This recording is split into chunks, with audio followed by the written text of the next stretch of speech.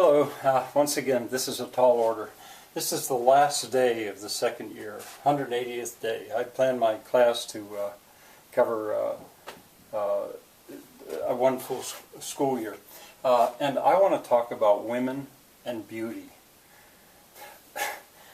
A bold thing to do. Let me jump to my dad's book. Dad used to talk, he used to tell stories more than once, and I often heard about a guy who had a book. On the cover it said, "Everything I know about women." And then if you opened the book, you found nothing but blank pages. That was his joke. On a more serious level, when I went to college, I thought about majoring in 4 subjects. One of them was anthropology: music, German, English, anthropology. I settled on English because, I don't know, for lack of better. But anyway, this is almost an anthropological question. I want to talk about the way I feel about women. I'll be personal about this. I'm 67 years old, I believe. Yeah, I'm 67 years old. Hormones are not raging in my body, I don't think. And yet, I find women beautiful. And I think there is a connection there. I also think, well, I can jump to this too. I may jump around a little bit. There have been several occasions, I've talked about them in this course I think before, where I have been talking to a woman where I was almost left speechless by the fact that I was looking into her face and she was so beautiful. It happened to me once on a subway in London. I was talking to a Brazilian woman there with her fiancé. It happened to me on a train in Germany. I don't think it has to just be in Europe, where I was speaking, sort of trying to speak in German to a German woman there with her family. And it's almost like I could hardly speak because I was so struck by the beauty. And it really doesn't, it's not the same. You know, I dealt with students for a long time, and I got accustomed to boys saying, "That woman is so hot." She would say, "That's not what I mean. I'm sure when you're younger." Anyway, I once asked my son about this. I said, "Does that ever happen to you?" And he said, "Oh yeah, yeah." He knows where he can just hardly speak. So what is this quality? Why are women beautiful? Now, I also wanted to say that I think women are smart, and a smart woman is a form of beauty in its own way. I'll talk about this with Shakespeare in the second video. There'll be 2 today. I think women are smart. I think they have to be smart. Because this is the anthropology part here. Men in general are bigger, they're stronger, they're more aggressive, and I think they're more dangerous. Not that women can't be dangerous, they can be very dangerous. But in general, I think those things are true. And so here women are living, the other half of humanity is living in a potentially dangerous situation among bigger, stronger, more aggressive, more dangerous humans. Why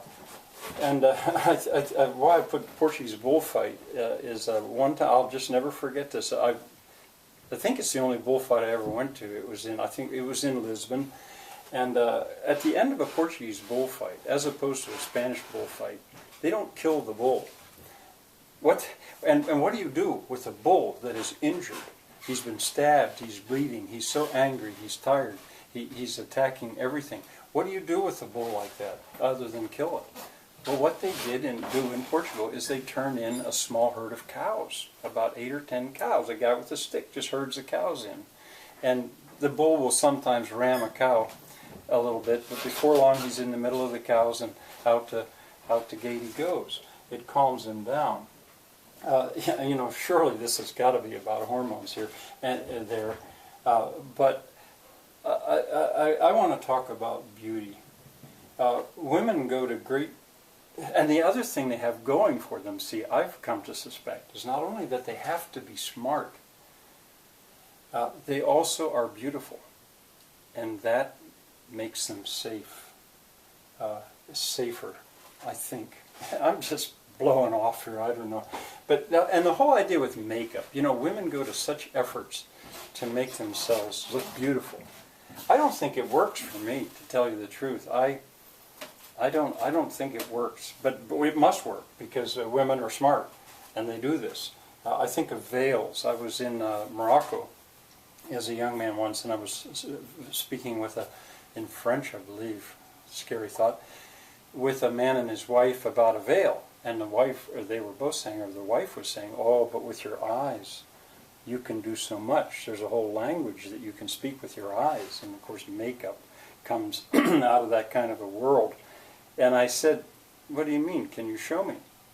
And she said, she tried to, but she said, no, I can't show you.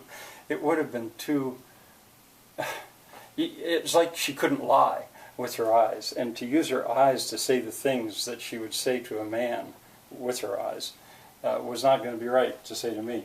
And then burqas, you know, I think about burqas, that men don't want anybody else to see their wife in some cultures. They have to be completely covered. Something amusing occurred to me, you know, it's because they don't want other men to see how beautiful their wives are. Maybe they don't want other men to see how ugly their wives are. I just throw that out there. But anyway, it's important. Now, the women, it bothered me when I first began to accept this, that women were, in fact, I believe, impressed with a man's car. If a young guy had a real fancy, bright, new-looking car, that impressed girls, or the way he dressed, or maybe being fashionable, or the house he lived in. I don't know, that bothered me at first. I wanted to have nothing to do with that. It's one of the reasons to this day that I usually teach in rags, although I did put on a new shirt in honor of this day.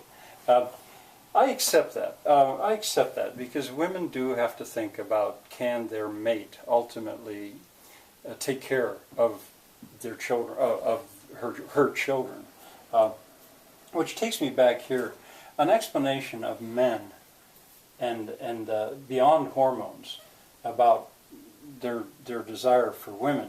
You know, you could say, well, they want to have power over women. Women become part of their territory, and they're going to defend their territory, or women become their possession.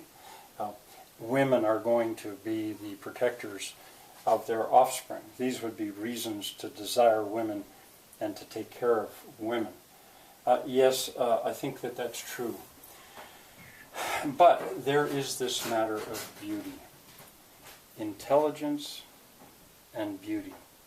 And I think the two go together. And I'm going to quote some Shakespeare, and I'll refer to some Shakespeare and some other literature as well related to this subject, which, as I say, is scary to be on.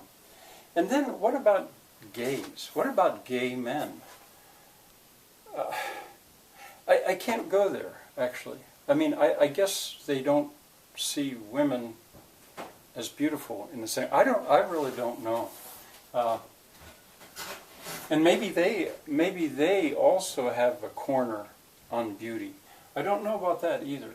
But in any case, having covered most of this stuff, I think, I want to now turn to a few examples in literature before I call it a close on this year. So, see you soon.